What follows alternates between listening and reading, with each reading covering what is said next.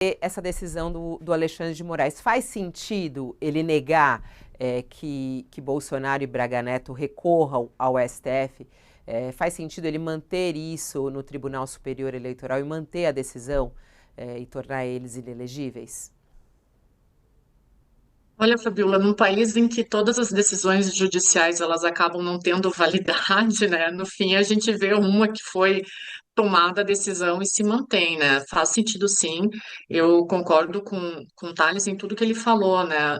O ex-presidente Jair Bolsonaro está falando que acontece uma perseguição a ele, mas a gente tem que lembrar que assim que ele assumiu a presidência da República, já no primeiro mês, em janeiro, ele começou os ataques dele ao STF, né? Eu nem vou falar aqui das outras instituições, né? Mas então, como que você fala de perseguição política se no seu primeiro mês de presidente, no seu primeiro mês no mandato, você já começa a atacar as instituições, né? Então, é perseguição de quem aí?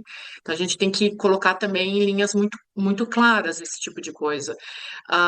O ato do 7 de setembro, né, que até o Thales cometeu uma gafe que falou, não foi nem o ato, foi o comício, né, mas inclusive quando o ex-presidente Jair Bolsonaro falou que esse ato seria feito em Copacabana e que não teria o desfile do Exército, ele foi alertado que isso poderia configurar campanha eleitoral e que não era permitido. Então, antes mesmo disso acontecer, ele já tinha sido alertado por vários setores, inclusive por correligionários, de que isso poderia configurar um ato de campanha, e ele pagou para ver, né, como naquela reunião ministerial, que daí um pouco é um outro contexto, mas no caso do 7 de setembro, ele estava ciente do que poderia acontecer, né? Ele estava ciente que ele estava, de uma certa forma, quebrando as regras do jogo, né? E aí as consequências elas aparecem.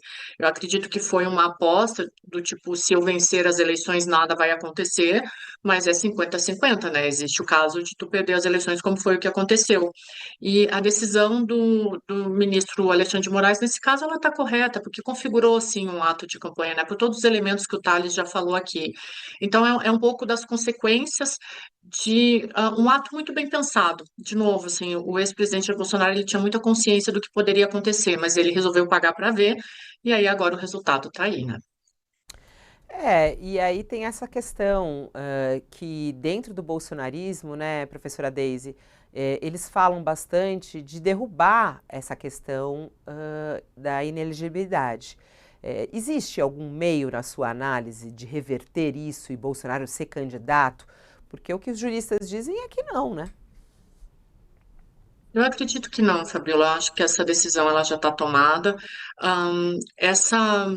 Essa fala de tentar reverter esse processo, eu acredito que ela é muito mais para manter essa parcela do bolsonarismo mobilizada, né, que a gente acredita, as pesquisas indicam que seja em torno de 25 a 26%, então é uma parcela bem substancial da população, mas isso é uma forma de manter essa base mobilizada, porque a gente tem hoje uma divisão aqui no Brasil muito clara entre bolsonarismo e lulismo, né?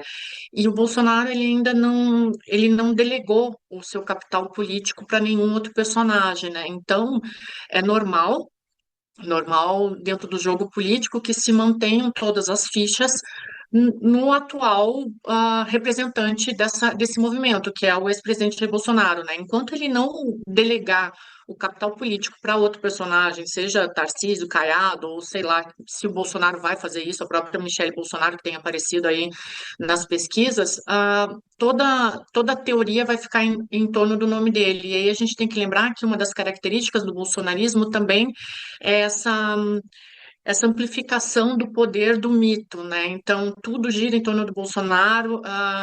Existe uma avaliação de que ele é o intocável. Então, esses movimentos, a gente tem até uma teoria na ciência política que se chama dissociação cognitiva, né? Então, a realidade ela não interfere nos fatos, né? Interfere aquilo que eu quero acreditar. Enquanto o Bolsonaro mantém essa base mobilizada, dizendo que foi injusto, que é perseguição política, essa base que acredita nele vai seguir acreditando que existe a possibilidade de uma reversão, mas eu acredito que não exista, não.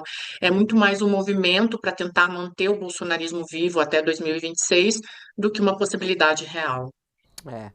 Bom, lembrando inclusive que essa multa, né, essa multa de R$ 425 mil foi definida pelo Tribunal Superior Eleitoral em outubro de 2023, né? É uma multa que permanece, então eles pediram para cancelar, o Alexandre de Moraes manteve a multa. Em nota, a defesa de Bolsonaro e Braga Neto afirmaram, as duas defesas afirmaram que vão apresentar um novo recurso em relação a isso. E os advogados ainda podem recorrer ao próprio STF para tentar prosseguir com o caso. Mas nesse primeiro momento foi rejeitado por Alexandre de Moraes. Mas para pagar a multa talvez não tenha tanto problema, né, o Thales? Porque não teve aquele Pix lá dos 17 Pois milhões, é, né? pois é.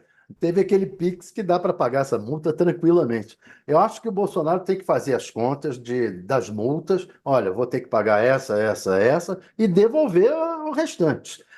Eu não consigo entender que se faça uma vaquinha para pagar multas de trânsito, esse tipo de multas, multas da justiça, etc. Até entendo que os adeptos dele, as pessoas que o consideram um mito, tenham contribuído. Agora, não entendo que a pessoa possa receber uma quantia dessas e não tenha que devolver já, quando ela não tem utilidade. Várias multas, especialmente as multas pelo fato de ter feito comícios, ter feito motociatas nas cidades sem autorização, essas multas, eles já várias delas, especialmente em São Paulo, foram canceladas. Então, se não vai usar esse dinheiro, todo o dinheiro, tinha que devolver. Eu não entendo como a justiça possa deixar isso passar em branco.